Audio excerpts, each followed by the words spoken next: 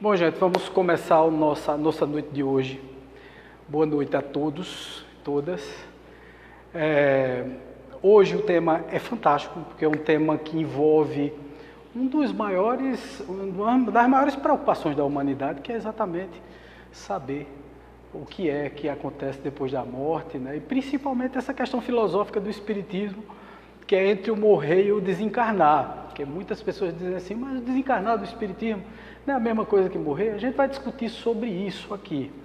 Mas fundamentalmente eu queria primeiro, como preâmbulo dessa nossa palestra, para dar até às 8 horas, né? E nós fazemos a nossa prece, é exatamente explicar um pouquinho o que é essa doutrina extremamente reveladora, que é o espiritismo.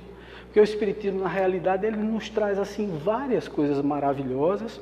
E uma das coisas maravilhosas que o espiritismo nos traz é exatamente a revelação de que nós não morremos. Na verdade, nós continuamos vivos. O que é para outras religiões a morte, para a gente é a verdadeira vida, né? Porque a verdadeira vida é a vida espiritual e não a vida material. Isso aqui é apenas uma passagem, um ato de várias cenas de uma peça inteira. Então, na realidade, nós temos uma experiência. E o Espiritismo é essa doutrina consoladora e reveladora que vem nos trazer todas essas informações. A partir de Allan Kardec, em 1857, quando ele lançou o seu Livro dos Espíritos, ele nos trouxe assim verdades que são maravilhosas, revelações maravilhosas, que todas as religiões, sem exceção, fizeram questão de mistificar. Até porque é místico mesmo, né? Por questão de preservação da própria vida, nós temos uma noção muito misteriosa da morte. E até por conta de todo o esquecimento que nós temos como uma grande dádiva que Deus nos dá, porque Deus nos dá uma dádiva maravilhosa, que é a dádiva do esquecimento. Muitas pessoas dizem assim, mas Wagner, você fala aí que existem reencarnações, outras vidas, etc. O Espiritismo fala tudo isso, mas na realidade eu não me lembro de nada de outras vidas. Eu digo, meu amigo, você não se lembra nem quando você era criança, quanto mais das vidas passadas.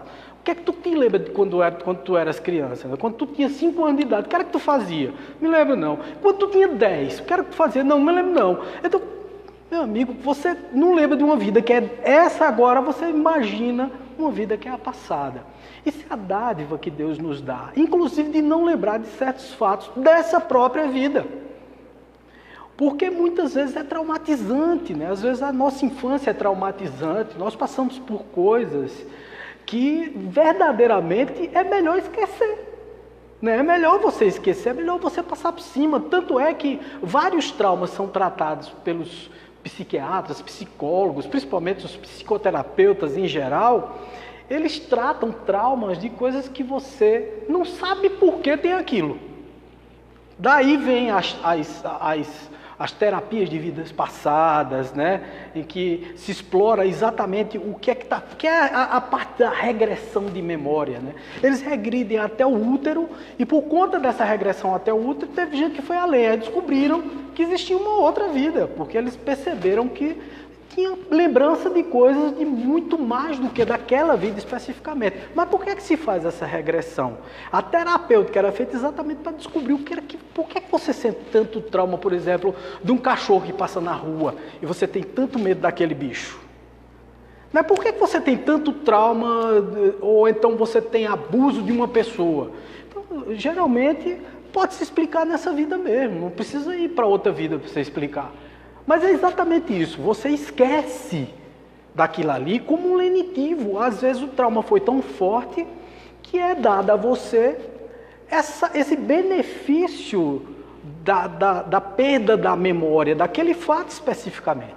Então, na realidade, nós falamos sobre reencarnação na palestra passada, e na realidade toda essa questão da reencarnação dentro do Espiritismo explica muito exatamente dessa parte da morte. E a morte é um dos maiores medos que a gente tem, só que é uma coisa incompreensível, porque na realidade eu acho que a única certeza que a gente tem na vida da gente é que a gente vai morrer um dia.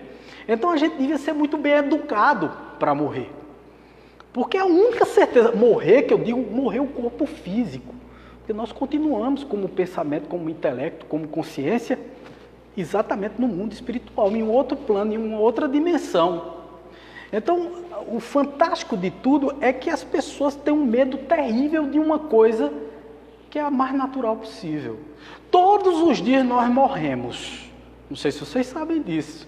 Todos os dias nós morremos. Primeiro, nossas células, elas são substituídas todos os dias, todos os instantes, nós estamos substituindo as células do corpo.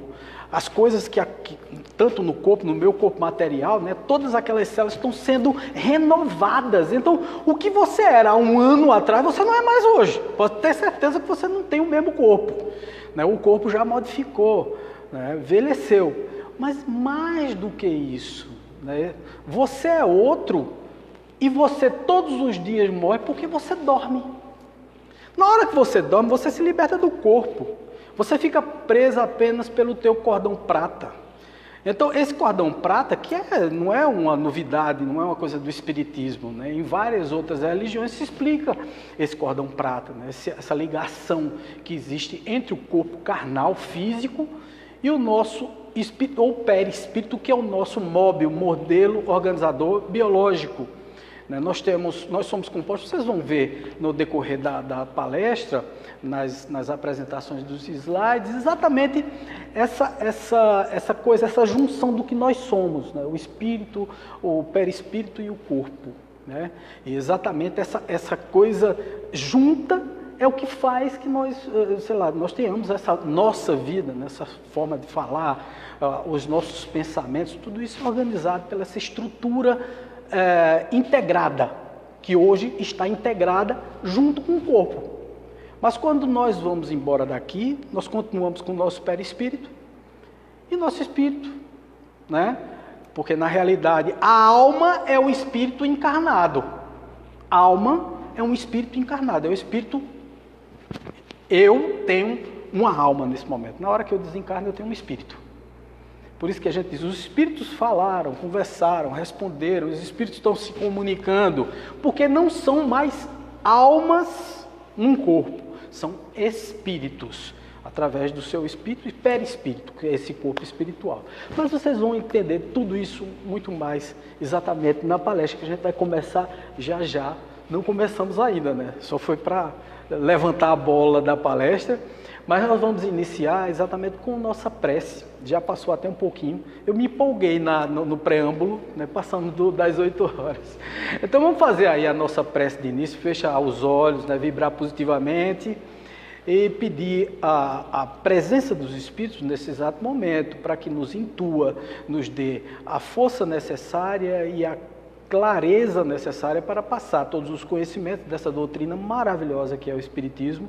E nesse momento pedimos toda a proteção e toda a segurança para realizar esse trabalho na noite de hoje. Que assim seja. Bom, pessoal, então o tema é morrer ou desencarnar. Como eu falei para vocês, é uma questão filosófica do Espiritismo. Primeira coisa que a gente tem que entender é assim, para o espírita não existe morte. Para o materialista existe morte, porque ele acha que só existe isso aqui. Acabou isso aqui, o corpo morreu, o espírito não existe. Para ele não existe essa unidade. Então, morreu, acabou, certo? E isso é morte. Para o espírita, existe um desencarne. Quer dizer, é um espírito que se afastou da carne, você deixou a carne lá. E foi um processo durante uma vida inteira que você vem desencarnando. Porque a partir do momento que a gente nasce, a gente começa a desencarnar.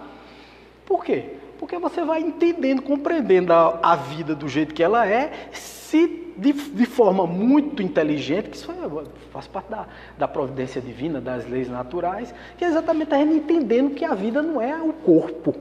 Então esse entendimento nos leva para o mundo espiritual. Muita gente diz assim, não, a gente só está no plano espiritual quando a gente morrer. Não, a gente já vive num plano espiritual. A gente vive numa matéria densa, nós todas as noites nos libertamos através do sono, quando existe o nosso desdobramento, E nesse desdobramento nós estaremos exatamente nesse local chamado plano espiritual, mas aqui nós já convivemos. Aqui está pululando de espíritos.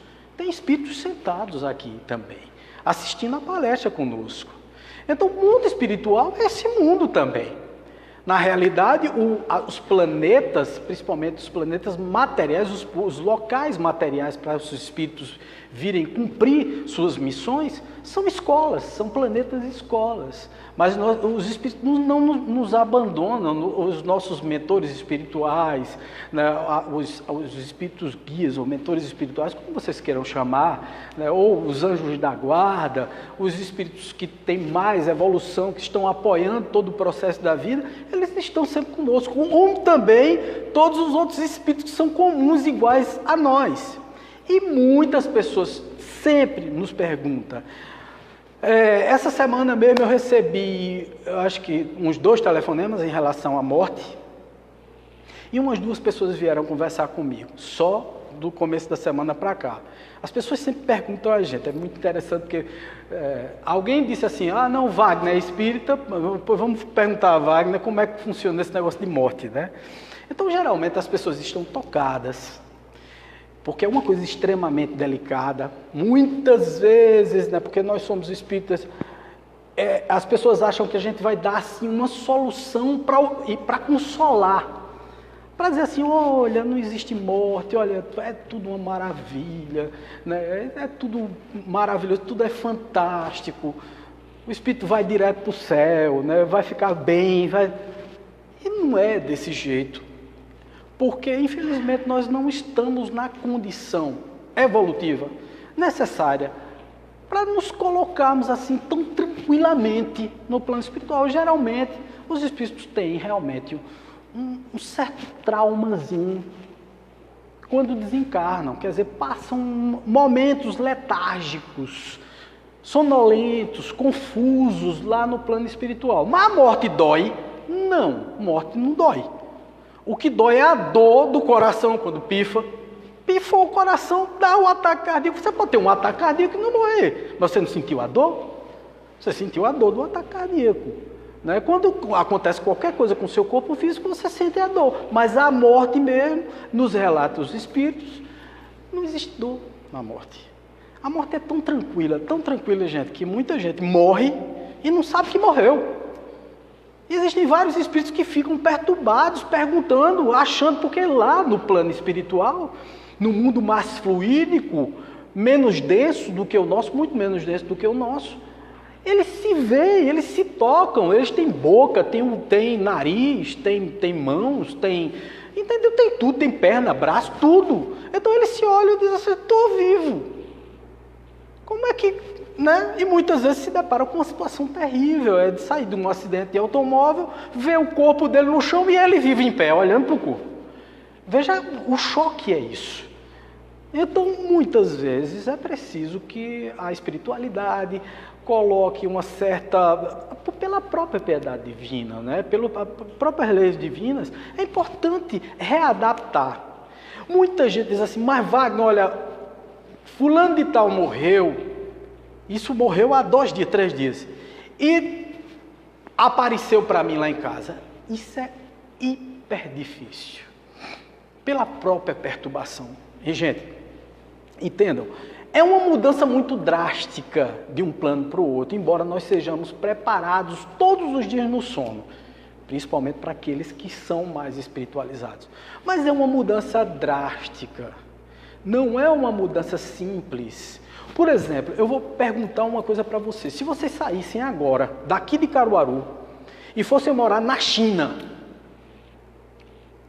de repente, não, arruma tua mala, eu arrumei uma oportunidade de você trabalhar lá na China, você vai se dar muito bem. Primeiro você ia pegar um avião, ia para o Recife, do Recife você ia para São Paulo, de São Paulo ia pegar um voo para Los Angeles, você ia atravessar o Pacífico para ir para a China. Dependendo das rotas de avião, né? Tem outros que vão para a Europa primeiro, depois vão para a China. Bom, mas só o choque do fuso horário, aliado ao choque de adaptação, você ia passar pelo menos um mês sem encontrar canto. Tua mala, tu não ia encontrar as coisas. Você ia ficar perturbado com o choque do fuso horário. Você não ia dormir direito. Veja quanto choque. Aqui na Terra. Aqui. Mas não precisa de muita coisa, não. Eu pego você agora e digo assim, vamos fazer o seguinte. Arrumei uma casa melhor para você. Bora, arruma tudo. Amanhã tu vai estar na casa já. Menino, quando você chegar na casa, você não dorme direito. Você não consegue encontrar as coisas. Você não consegue nem tomar um copo d'água direito. Então, minha gente, vocês imaginem morrer. Ou então, desencarnar. É a mesma coisa, Wagner, morrer e desencarnar. É a mesma coisa em termos básicos de tirar o corpo de carne. Morrer é uma expressão das religiões tradicionais e desencarnar, o Espiritismo usa a palavra desencarnar para designar a palavra do deixar o corpo de carne lá e vir para o mundo espiritual, que é o verdadeiro mundo nosso. Mas existe uma questão filosófica que se diz que é o seguinte, que quem morre apenas deixa o corpo, mas pode ficar apegado a ele. Apegado aos bens materiais, apegado ao carro, à casa, à mulher, aos filhos, à situação do momento, como eu falei. Você se muda para a China, quando você olha e diz, meu Deus, não tem mais amigo, não tem mais... Veja, se você está tão apegado a Caruaru, quando você estiver na China, você está pensando em Caruaru o tempo todo. Você só está com o corpo na China, mas a tua cabeça, a tua mente, a tua consciência está lá, em Caruaru. Está aqui em Caruaru. Então significa dizer, gente, que não é uma coisa tão fácil assim. É fácil demais morrer, mas desencarnar é mais difícil. Entenderam? Porque morrer é apenas... Eu posso sair daqui, dar uma topada, bater a cabeça no chão, morrer. Mas será que eu desencarnei realmente? Quer dizer, será que eu passei para o outro plano de uma forma mais tranquila? Não, porque o processo ele é mais lento. Lógico, quanto mais espiritualizado é o ser, mais fácil é o desenlace, mais fácil é a adaptação. Por quê? Por exemplo, o espírita mesmo, pelo menos deveria ser, muito mais consciente ao desencarnar do que qualquer um outro que acha que desencarnar é simplesmente perder a vida e você vai para o nada. Você vai para para o todo. Se chama panteísmo o nome dessa doutrina. É a doutrina panteísta, quer dizer, você vai fazer parte do todo. Você morreu e sua unidade vai passar a fazer parte de uma energia cósmica, universal. Percebe? Então, uma pessoa dessa, quando desencarna, lógico que ele não tem a consciência, se ele acreditar realmente nisso, porque a maioria não acredita nisso. Na hora da morte, a primeira coisa que o ateu faz é chamar por Deus. Você pode ter certeza. Ele chega e vai, pelo amor de Deus, me salve. É a primeira coisa que ele chama logo Deus. Então, quer dizer, é muito difícil ter uma pessoa convicta nisso. Mas existem aqueles que, ao desencarnar, eles acham, por exemplo, que vão para o céu. Então, eles esperam, na verdade, que um anjo venha pegar. Que não sei o quê. Wagner, quando eu desencarno, eu encontro com a minha família logo de cara, com aqueles que estão na mesma sintonia vibracional que você, com aqueles parentes que se propuseram a te pegar, a te resgatar, na busca sim, imediatamente, são eles que vêm lhe buscar. São os amigos, são os parentes, é o teu guia espiritual, pessoas que você vai reconhecer que não são nem dessa vida, mas são de outras encarnações, de outras vidas, que você vai ter contato com essas pessoas lá, já na hora que você desencarna. Porque você não vem, é aquela história, eu sempre costumo dizer assim, né? Mas Wagner, eu vou me encontrar com todo mundo? Não, você não vai se encontrar com todo mundo. Vamos fazer uma comparação com o mundo material? O mundo material, na realidade, ele é uma cópia do mundo espiritual. Não é o contrário, não. O mundo espiritual é uma cópia do mundo material, não. É o contrário, essa questão é assim. O mundo material é cópia do mundo espiritual. Então, tudo que acontece aqui é correlato. Então, por exemplo, as adaptações, elas são muito parecidas. Você chega, você pega, passa não sei quanto tempo em São Paulo.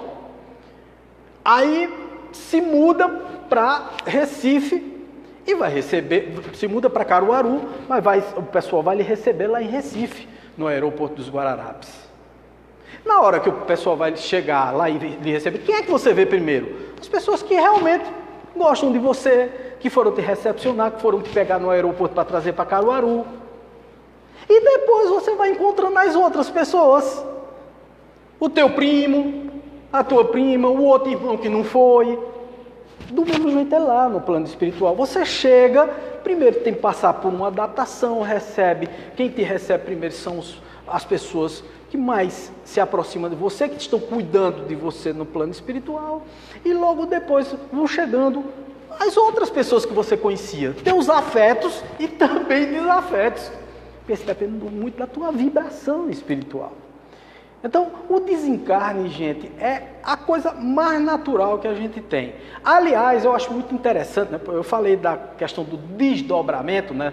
No sono. Muita gente tem medo de se desdobrar.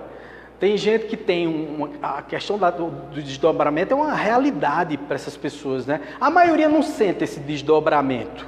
Mas tem gente que tem um trauma de se ver fora do corpo. Né? Olha assim, fica em cima do corpo, se olhando aqui embaixo, o fio prata segurado, né? Porque sem o fio prata você morre. Então fica o fio prata segurado e ele olhando para si próprio. E ele tem um medo tão grande que ele tenta se agarrar no corpo. Ele diz, Virgem Maria, vou morrer. Ninguém tem que ter medo de se desdobrar, porque o lugar mais hostil do mundo é o que está dentro do corpo. Porque é o único lugar onde você pode ser atingido verdadeiramente, em termos letalmente, em relação ao teu corpo, é quando você está acordado. Andando pela rua, um assaltante pode te pegar, pode dar um tiro, alguém pode te matar. Mas sair do corpo, você não vai morrer. Você pode morrer depois. Mas por sair do corpo na hora e ir para o plano espiritual e tal, aliado a esse desdobramento que eu terminei de falar, você não tem que ter medo disso. Muitas pessoas dizem, mas eu fico muito agoniado. Eu tenho uma pessoa da minha família que vive dizendo isso. Eu sempre tive esse negócio do desdobramento quando eu saio do corpo. Isso é a segunda morte da gente, né? Ou a segunda morte não, a primeira morte, né? A primeira que eu digo nesse corpo físico de agora. Que é quando você sai todas as noites no sono e você se vê. Então é um trauma grande porque você diz assim, meu Deus, eu estou aqui e estou ali. Como é que pode? Principalmente para uma pessoa que não tem esclarecimento. Você imagina o choque que é você se ver embaixo na cama. É um choque. Você tenta se agarrar novamente ao seu corpo. Não tem que ter esse medo, porque você não vai morrer definitivamente. Tem gente, eu mesmo faço isso todas as noites. Nunca na minha vida senti medo disso. Eu sentia quando era menino. Eu me lembro que eu me levantava e me via. E eu senti um medo terrível disso. Hoje em dia eu saio e nem vejo. Né? Não sinto isso. E a maioria das pessoas nem se lembram disso. 90% das pessoas não se lembram que dormiu, que sonhou. Ou que... Tem gente que diz assim, eu nunca sonhei com nada. Lógico que você sonha. Lógico que você viaja. Você faz sua viagem astral todas as noites. Mas não é traumatizante como é para muitas pessoas que se vê mesmo saindo do corpo, que nota que está se desdobrando. 90% das pessoas não sentem isso, elas só dormem. Nem sonhar sonham, tem gente que nem sonhar sonha, acha que não sonha, né? Porque sonhar você sempre sonha, sempre você está no plano espiritual em algum local. Mas quanto mais você se aprofunda, principalmente em doutrina espírita, você aprende que não precisa ter medo dessas coisas, você não tem que ter paura desses momentos especiais, que é exatamente o momento onde você se desdobra. É um exercício para a morte. Dormir é ruim? Não, é bom demais. Eu mesmo acho bárbaro dormir, né? Acho maravilhoso dormir. Quando você está muito cansado, é exatamente isso que a gente sente, gente. Quando o corpo vai falindo, nós vamos ficando cansados. E esse cansaço chega a um ponto que você está doido para ir-se embora. Lógico que você está carregando um fardo, você sabe que não é o corpo. Eu mesmo me vejo hoje, eu tenho 52 anos de idade, eu me olho no espelho e digo assim, eu me vejo como um menino de 5. Um mesmo. Eu não sinto que a idade passou para mim. Mas basta eu dar uma carreirinha, doer um osso, que eu digo, eita, não é que os 52 chegaram mesmo? Você está entendendo? Então, são essas constatações que a gente vê que nós não somos o corpo. Nós somos um espírito que habita um corpo, que se chama alma, enquanto estiver no corpo. Entendeu? Então, quer dizer, nós temos uma ideia assim muito fantasiosa, nós temos muitos medos que não precisam ser medos, podem ser muito bem esclarecidos através da doutrina espírita. Então vamos aqui, ó. O que é a morte, né? A morte é a cessação da vida e manifesta-se pela extinção das atividades vitais. No espiritismo, é o desprendimento total do espírito do corpo físico em consequência da ruptura do laço fluídico, ou cordão prata, como eu já falei, que prende ou liga um ao outro, quando então há o falecimento. O que é falecer, né? O corpo deixou de ter o tônus vital. Você está abandonando o corpo. Como eu falei para vocês, todos os dias a gente morre um pouquinho. Passou um ano a mais, já morreu mais um pouquinho. Né? Então, tem todo esse processo, que é exatamente o desencarne. Mas, durante toda a história, nós tivemos assim, nós viajamos por várias teorias, né? E vários povos, durante toda a história do mundo, falaram da morte de uma forma diferente. Então, você tem aqui, ó, na antiguidade havia familiaridade com a morte, muito mais do que hoje. Porque nós estamos hoje muito ligados ao material. Eu não sei se vocês já perceberam. Tudo da gente, se você fosse perguntar a um antepassado seu, uma pessoa há 200 anos atrás, 300 anos atrás, um seu tetravô, lá atrás, lá, né, 1700 e pouco, chegasse para ele, puxasse ele, qual a verdadeira vida? Ele ia dizer na hora, a espiritual. Por quê? Porque naquela época existiam poucos recursos, o ser humano vivia muito pouco. Só para vocês terem uma ideia, há 200 anos atrás, a média de idade da população mundial era na faixa de 50 anos. Olha lá, estourando. O indivíduo com 40 anos já era um velho, já era um ancião. Né? Então, você veja que a expectativa de vida era muito pequena. Né? Nós tínhamos uma longevidade muito curta. A nossa faixa de idade, o nosso limite de idade é muito pequeno. Então, e não existiam as facilidades que existem hoje em dia.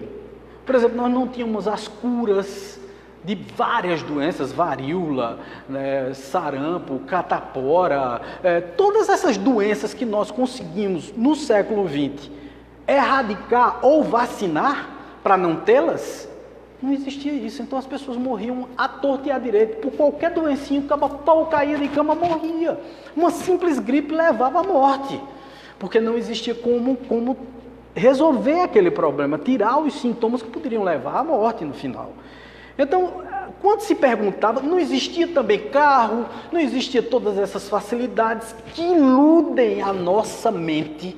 Nosso psique fica invadido de coisas materiais que nós nos ocupamos no dia a dia, e essas coisas materiais nos levam a pensar que a vida é aqui na matéria e não lá no plano espiritual.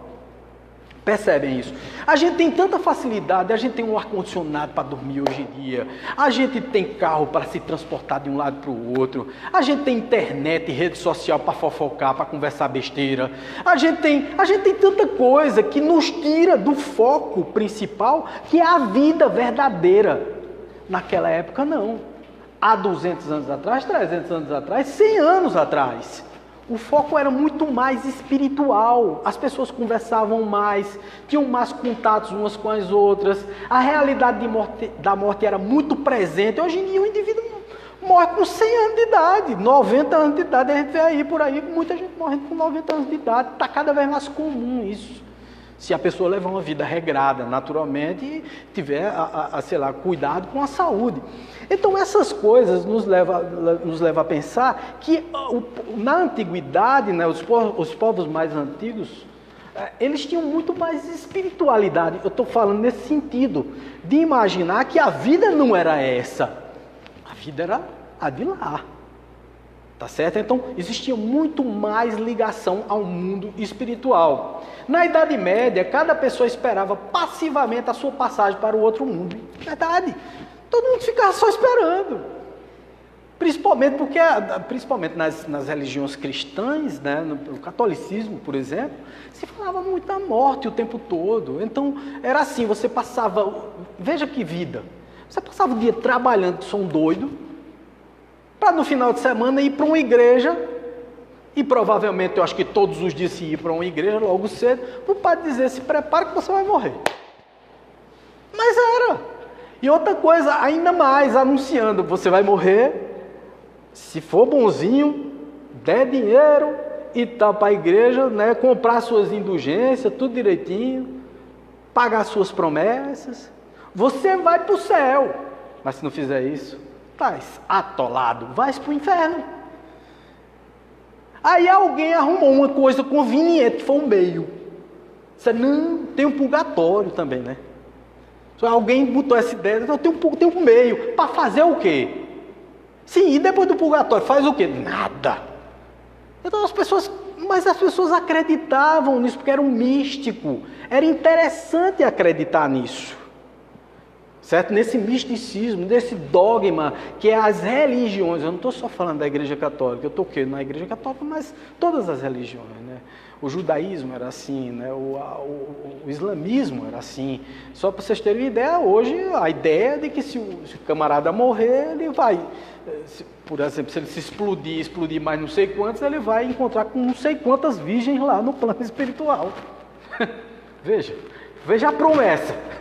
Você vai encontrar com não sei quantas virgens no plano espiritual. Então, quer dizer, são ideias extremamente rudimentares do que é a vida espiritual. Mas eles tinham essa crença e era muito comum na Idade Média acreditar nesse tipo de... Lógico, era muito resignada a população. As pessoas, os seres humanos eram muito resignados. Tá certo? Sim, havia um sentimento de respeito ao morto. Lógico, né? Tinha aquele respeito e até temor. Quando a pessoa via uma pessoa morta, você ficava com medo. Daí será a origem da gente dizer assim, fulano de tal, morreu. Coitado, era tão bom, o cabo era ruim, mas o cabo chama ele de bom só porque morreu. Até hoje a gente faz isso. A gente vai pro velório do camarada, tá todo mundo falando de bem do cara, antes falava de mal. Quer dizer, para você ficar bom, basta morrer. Você fica uma joia, uma primeira.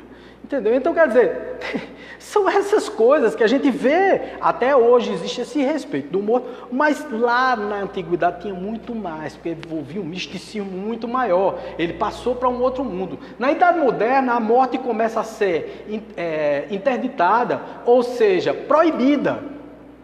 Porque agora, não, eu não quero mais morrer. Teve um doido aí que começou a inventar uma fórmula para o camarada não morrer. Até hoje, a ciência, ela pesquisa maneiras de prolongar a tua vida. Vocês veem por aí, nós estamos envelhecendo, né, ficando muito mais tempo na Terra do que há 100 anos atrás. Nós temos muito mais longevidade, isso significa que a saúde melhorou na Terra. Muita gente diz que a gente não está progredindo, não está evoluindo. Está evoluindo sim, nós temos muito mais saúde hoje em dia, nós temos muito mais condições de prolongar a nossa estadia aqui na Terra. Tudo é um plano, tudo é um projeto, né? Não é uma coisa por acaso, mas nós temos muito mais apego à matéria, porque nós, na medida em que fomos aumentando a quantidade de tempo na Terra, começamos a pensar que éramos eternos e que a vida verdadeira era essa, ao invés de ser a de lá, tá certo? Em certo sentido, a morte é um fracasso da medicina, e é verdadeiro isso, né? Então vocês veem aí que coisa interessante, né? Os americanos, né, até hoje, eles negam a morte e o envelhecimento. A maioria, lógico, como a nação uma das mais evoluídas no mundo, eles tentam negar a morte. Como? Não é porque eles negam Nas religiões eles pregam a morte, lógico que tem a morte, mas eles negam porque eles estão o tempo todo procurando isso que eu terminei de dizer a vocês. Essa longevidade é através do avanço da ciência, né, das pílulas, das vitaminas, dos remédios que melhoram o aspecto físico, o organismo no geral, tá certo? Os habitantes dessa ilha de Truk, no Pacífico, eles ratificam essa ideia. E, inclusive, eles, nos Estados Unidos, gastamos fortunas para esconder nossas rugas. Preferimos enviar nossos velhos aos asilos. Então, ele prefere não ver o velho. Ele bota o velho no asilo, porque ele não quer ver que existe um envelhecimento ali. Aliás, isso aí foi um dos grandes motivos para Siddhartha Gautama, o Buda, né, ele ter se tornado o Buda. Siddhartha Gautama, na época, vivia com a família dele no castelo, isolado do mundo. O pai não o deixava ver a velhice, a fome, a pobreza, o sofrimento. Então Siddhartha um dia disse: rapaz, eu quero de todo jeito ver o que é que tem lá fora.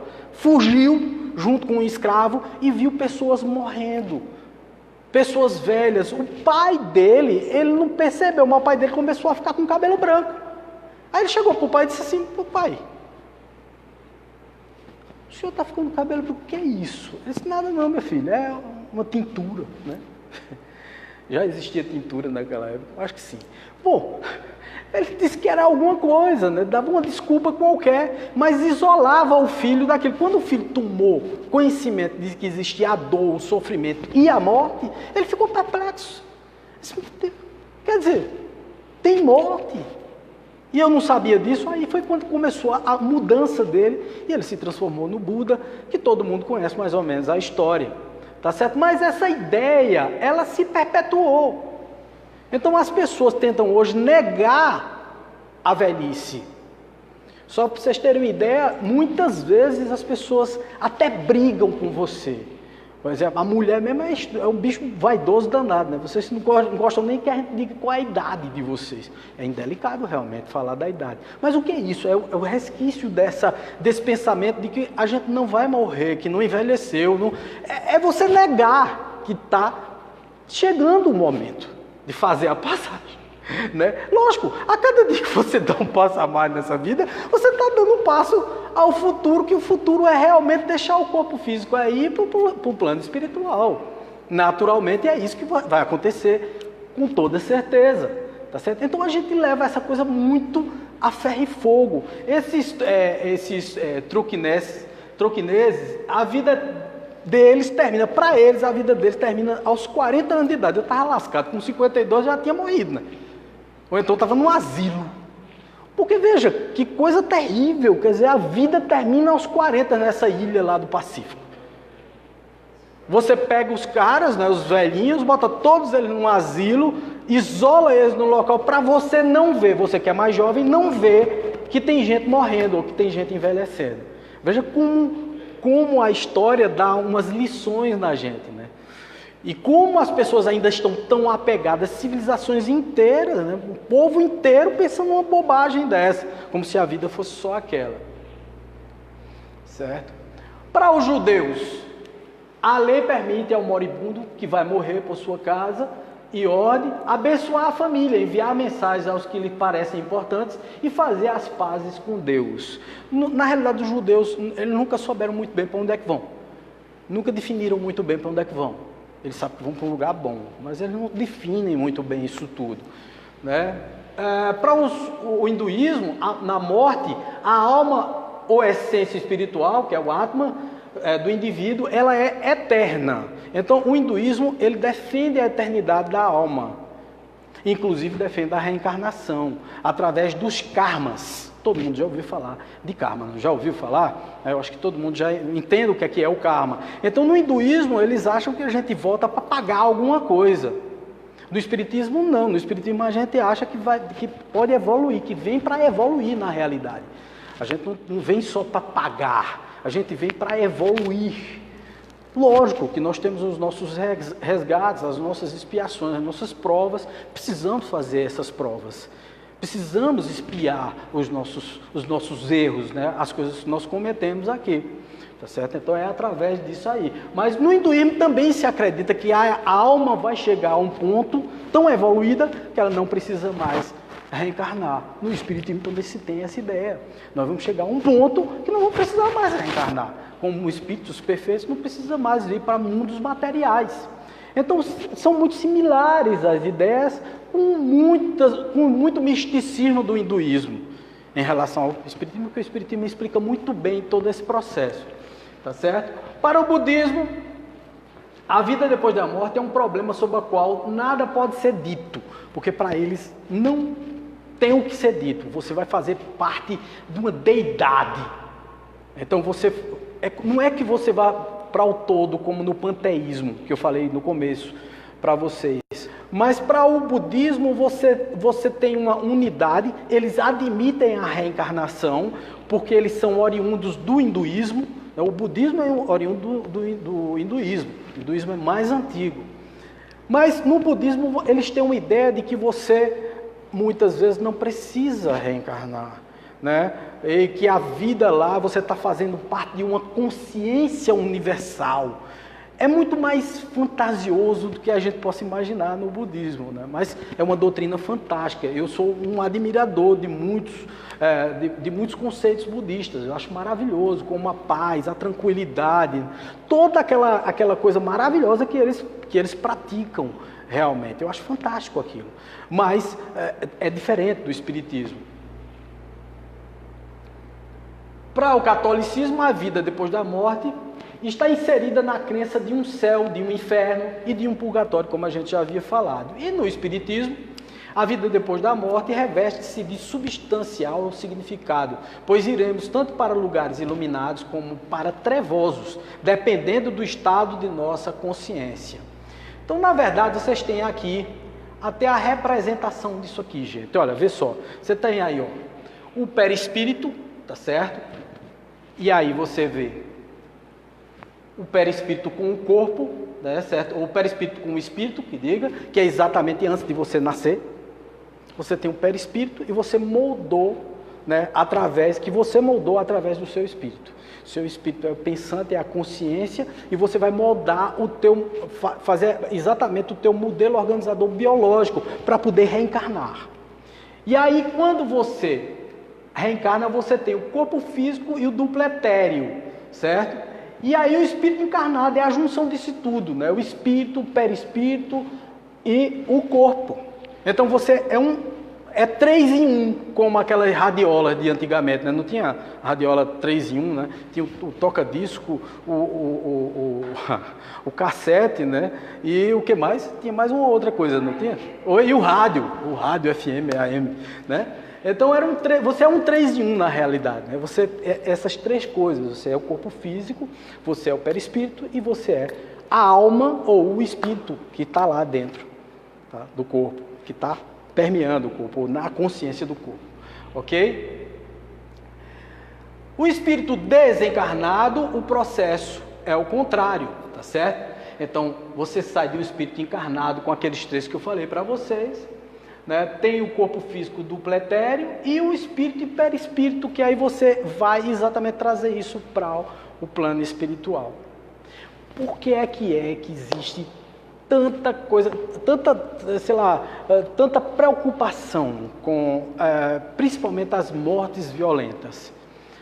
Quais são as mortes violentas, gente? Tem algumas que são realmente terríveis, né? Por exemplo, a pessoa que tira a própria vida. Ela vai ser recebida pelos espíritos familiares? Vai. Só que ela vai perceber? Não. Porque ela está tão envolta no pensamento que a levou ao suicídio, que esse problema psíquico, né, esse problema mental que ela carrega para o plano espiritual, não a deixa ver esses entes queridos. Wagner, mas o espiritismo o que é que fala? Faz como a Igreja Católica, né? Afasta da religião, excomunga e tal. O espiritismo não tem nada disso. É um erro cometido pelo ser, né? Na realidade, você não deve tirar a própria vida, você não tem esse direito de tirar a própria vida. Então, portanto, você tem um resgate a ser feito. Mas vai para o inferno? Não. É seu próprio. Eu falei semana passada para vocês que o inferno e o céu está dentro de nós. Nós temos céu e inferno juntos. É a nossa mente, a nossa consciência que leva para um céu, para um paraíso ou para um lugar ruim. Os meus pensamentos, baseado nas coisas que eu plantei durante a vida, aí vem aí a lei da ação e reação, ou causa e efeito, me leva para um mundo consciencialmente bom ou ruim. Quem plasma isso sou eu. O meu inferno tem a minha cara. É baseado nas coisas que eu pensei, que eu plasmei, que eu cultivei durante a minha vida inteira. Por isso que a gente diz, cuidado, vigia, ora, faz coisas positivas, porque isso tudo constrói um pensamento positivo, que vai te levar, na hora do desencarne, na hora da saída do corpo, para um lugar melhor. Quanto mais apego você tiver ao corpo, mais você vai ter problemas na hora do desencarne. Para até ilustrar essa parte, eu vou passar para vocês aqui uma coisa bem interessante, um vídeo que eu separei para vocês, que é um vídeo muito bacana.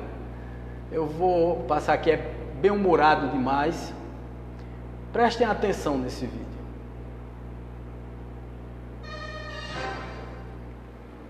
Nossa, nem acredito. 5 anos pagando esse consórcio. Semana que vem vence a última parcela, graças a Deus. Oi, Walter.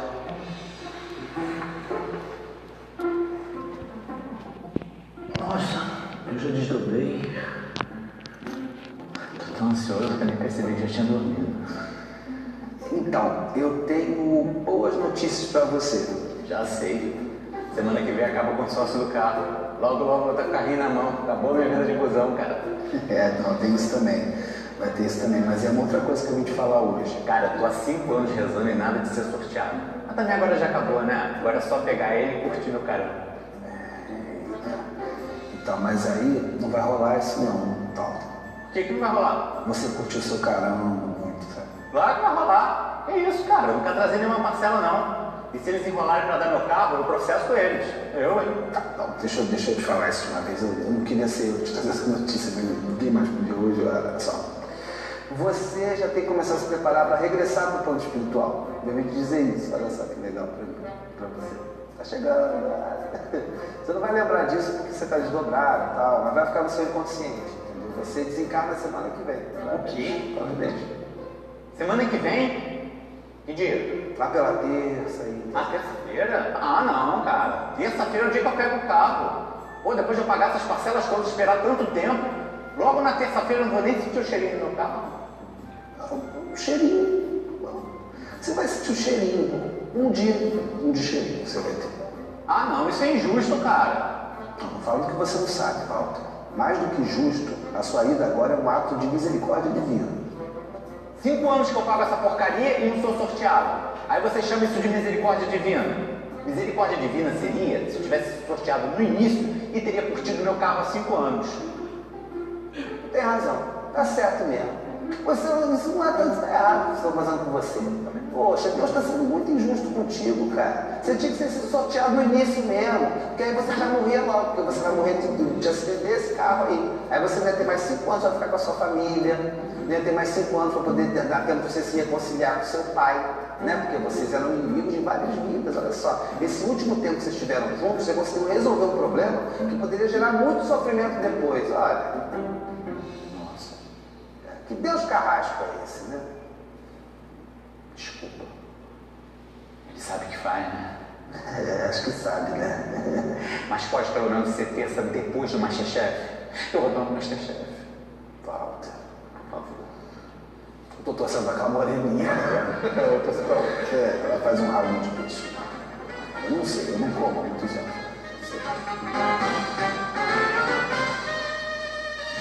Ela faz cada pudim, maravilhoso aí. E tem um chocolate calor na frente.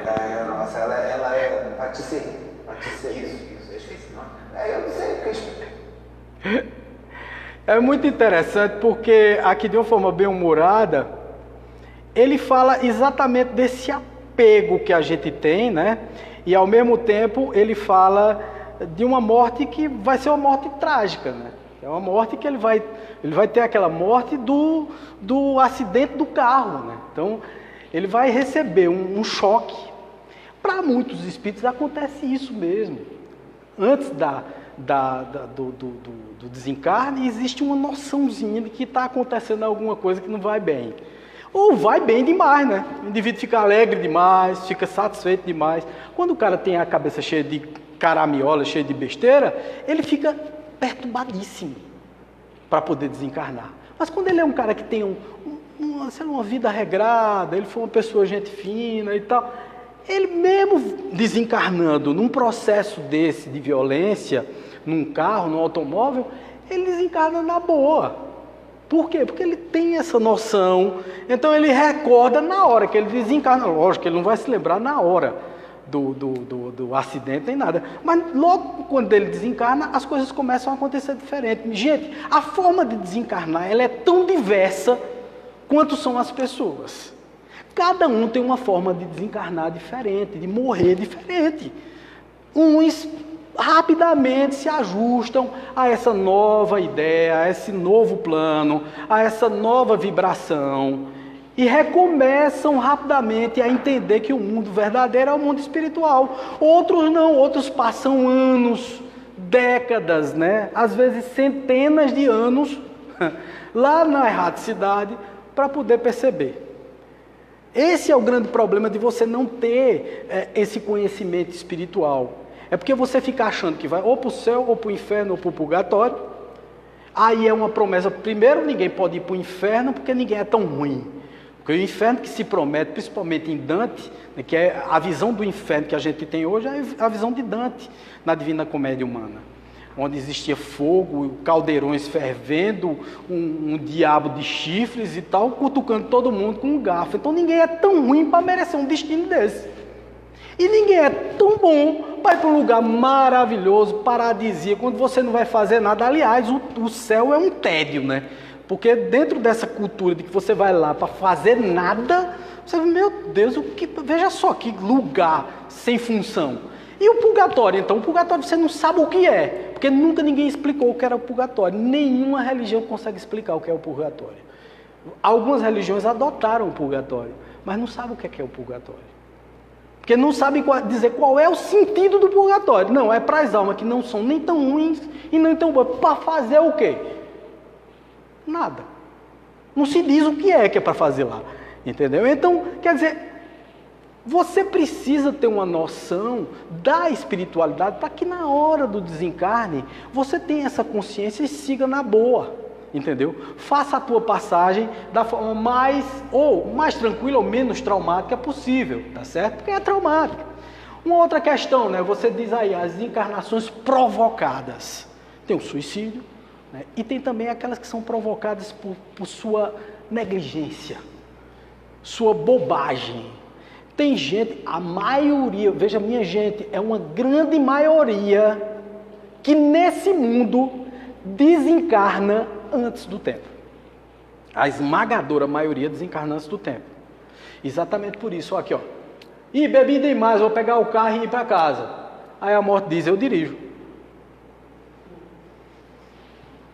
Mas é ela que vem. Veja, tem coisa mais óbvia do que isso?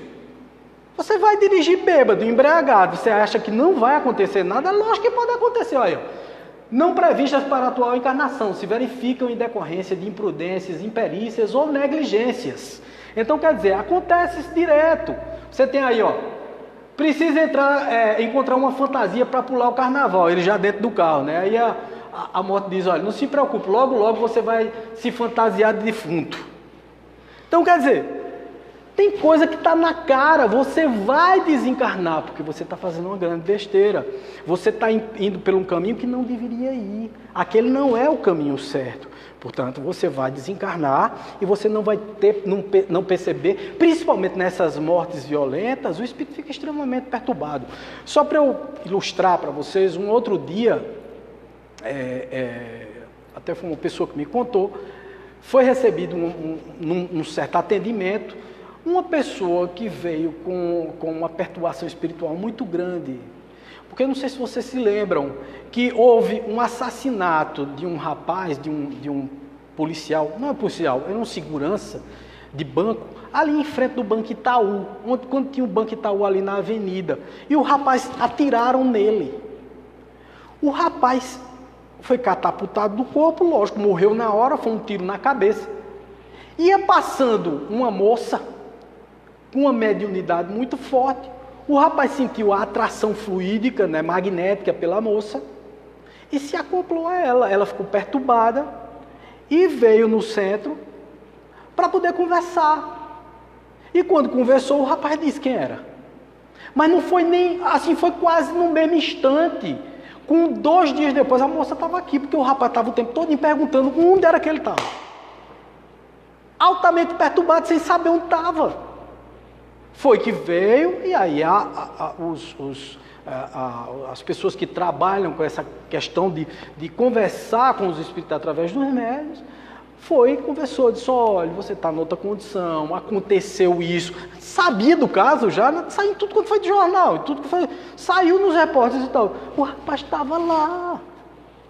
Então ele não tinha consciência de que tinha morrido. A percepção da morte dele tinha desaparecido, ele não notou que tinha morrido. Então acontece com muitos que são catapultados. Nesse caso, Wagner, não foi ele que provocou, foi o assaltante que passou, deu um tiro nele. Pode ter sido uma expiação, né? Pode ser uma expiação. Qual é a diferença de expiação e provas? Né? A expiação é aquela que você tem que passar. É como se fosse você está pagando um débito de alguma coisa que você fez no passado. E a prova você escolhe. É como se você tivesse aprendido o que deveria fazer e agora está fazendo uma prova para poder ser colocado num outro patamar espiritual, para ser aprovado, para sair da classe 1 e ir para a classe 2. Então muitas vezes os espíritos escolhem vir pobres, miseráveis e tal, para poder suportar aquela prova. Entender que a vida não é dinheiro. Por exemplo, ele, noutra vida, ele veio muito rico, esnobou, humilhou as pessoas, não tratou as pessoas bem, fez do dinheiro dele, não usou direito o dinheiro dele para fazer com que as pessoas progredissem, né? Se apegou demais à matéria. Então ele pede lá no plano espiritual, não é ninguém não, ele mesmo, não é Deus que impõe a ele não. Ele mesmo diz assim, olha, eu queria voltar sem nenhum tostão no bolso, eu queria voltar miserável para poder aprender que aquilo ali não é verdadeiro. Ele era um cara bom, mas com dinheiro ele se deslumbrou. Em vez de ajudar as pessoas, ele humilhou as pessoas. Então ele vem para sentir na pele. Ele pede. Wagner, é Deus que faz isso? Não, ele pede. É uma prova dele. É uma prova dele. Ele diz assim, por favor, eu preciso ir para poder resolver esse problema. Já a expiação não, a expiação é uma coisa imposta por você também, mas, por exemplo, você vir cego, né, ou então passar por uma situação muito terrível, ser assassinado bruscamente, como esse rapaz que desencarnou lá em frente ao banco, que era segurança. Então aquilo ali é uma expiação, muitas vezes ele matou alguém desse jeito, tirou alguém bruscamente da terra, que tinha uma programação espiritual para cumprir, e ele foi retirado da mesma forma. Sim, Wagner, e como é que fica o bandido que atirou nele? Ele não cumpriu a prova do cara, né? Não cumpriu a expiação do cara, por exemplo, né? Esse cara não vai ser beneficiado? Não, porque é aquela história. O mundo, ele é esse intrincado de energias. É utilizado pela providência divina os processos que acontecem, mas são os seres humanos que escolhem isso. Não é Deus que diz assim, não, vá lá e mate fulano, porque aquele cara precisa espiar tal coisa. Não é desse jeito. É porque simplesmente o cara está envolvido no processo de violência, o cara estava oportunamente ali e, poxa, aconteceu. Mas aquele que atirou também tem seus resgates a fazer, suas expiações, suas provas a cumprir também na terra. Está entendendo? Então, quer dizer, e coisas própria consciência. Você fez, você conscientemente sabe que fez, portanto, você pede para resolver aquilo ali, para não voltar com esse débito a mais nas outras vidas, tá certo? E aí ele está falando aqui, né? Poucos cumprem integralmente o tempo que lhes foi concedido. No momento de imprudência, podemos complicar a vida física ou deixá-la antes do tempo. Então, isso aí foi de Richard Simonetti, certo? Então, você tem aqui o suicídio, né? O maior sofrimento da Terra não se compara ao nosso. E é verdade, um dos maiores sofrimentos é o sofrimento do suicida, né? O suicida realmente, ele na realidade, ele se mata, acha que se matou com um tiro, mas está se jogando no abismo do plano espiritual e vai perceber que não está morto. Então, ao invés da coisa ser... Inclusive agora, o mês de setembro é o mês do combate ao suicídio. Eu não sei se vocês sabem disso, mas é o setembro, que eles chamam de setembro amarelo. É que é exatamente para combater o suicídio. O suicídio é uma das piores saídas que existem. Mas nós vamos condenar o suicídio. A pessoa que se suicida, as pessoas se suicidam pelos diversos motivos. A gente não sabe o que está na cabeça de cada um. A gente não pode condenar, dizer foi fraqueza de fulano porque se suicidou. Não se sabe o que rola na cabeça das pessoas. Pra vocês terem uma ideia, segunda-feira eu estava aqui e eu vi uma situação de depressão que é impressionante, porque foi a situação que eu passei. Gente, eu só não me matei porque eu era espírita, porque eu sabia que ia para o plano espiritual e não ia ter morte. Mas a agonia que se sente numa depressão não é moleza. Você se senta, fica ruim. Se fica em pé, está ruim. Se deita, está ruim. Você tem vontade de gritar, de chorar, mas não resolve. Nada resolve. A agonia é muito grande e muita gente cai, não aguenta e se mata. Porque acha que vai aliviar o sofrimento. Então, muitas vezes, a gente não pode condenar a situação. Porque a gente não sabe o que o outro está passando. A gente não pode apontar com o dedo quando a gente tem 3 dedos apontados para a gente. A gente tem que entender que o problema do outro é o problema do outro, porque é muito diverso essa coisa. Quando a gente fala no suicídio e que é uma saída errada, por que é uma saída errada? Porque você está saindo numa situação de penúria para se colocar em uma outra situação de penúria, muito pior. Porque lá você vai se encontrar com seus desafetos, com as pessoas que realmente não valia a pena você se encontrar naquele momento. Então, a gente tem que ter muito cuidado nisso, né? Nessa questão do julgamento, principalmente. Então, tem aí o suicídio, até para a gente brincar, aí, né, com o suicídio baiano. Né? O baiano é o melhor suicida que existe no mundo. Ele bota a corda na plantinha bem pequenininha e vai regando ela até ela ficar grande e enforcar ele. Nesse meio tempo ele já tem resolvido o problema dele, né? Então, a brincadeira que a gente faz naturalmente com isso, né? Então, poderão repercutir nas existências seguintes, surgindo muitas vezes como marcas de nascença suicida. O suicida adquire marcas de nascença. Então, gente, só para a gente concluir, eu vou passar aqui rapidinho. Eu sempre, como sempre, eu boto apresentação demais para pouco tempo. Termino não conseguindo apresentar tudo. Mas eu queria passar essa mensagem aqui para a gente finalizar a nossa palestra de hoje, que é exatamente esse pensamento de Confúcio. Confúcio disse que quando nascestes, ao teu redor todos riam. Quando nascestes, ao teu redor todos riam. Só tu choravas. Faze por viver de tal modo que a hora da tua morte todos chorem. Só tu rias. O que significa que você vai estar com a consciência tranquila quando você sair daqui e for para o mundo maior. Então, na realidade, todo mundo pode estar chorando, mas você tem que estar rindo porque você está se libertando de um peso que é o peso do corpo e das provas que você passou. E você vai olhar, eu escrevi até um texto sobre isso um outro dia, um texto onde eu pegava do nascimento até a morte, né? Falava das provas, do esquecimento, dessa coisa toda, e que no final você diz assim, puxa, eu fiz coisas ruins, mas se eu for fazer um balanço dos ruins e dos bons, eu fiz muito mais coisas boas, muito mais coisas positivas. Então aí eu coloquei que a gente geralmente dá um sorriso, cai uma lágrima do olho e a gente parte para a próxima. né, para a próxima vida, que é a vida do plano espiritual, e para as próximas encarnações, para a gente resgatar outras coisas, porque não dá para fazer isso tudo numa vida só. A gente não consegue resolver todas as broncas numa vida só, e a gente sabe muito bem disso.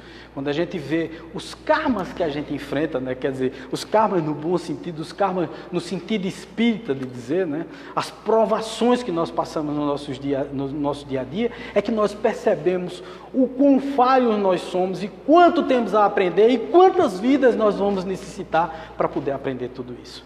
Então, um abraço para todo mundo, um beijo no coração e até a próxima palestra. Valeu, muito obrigado.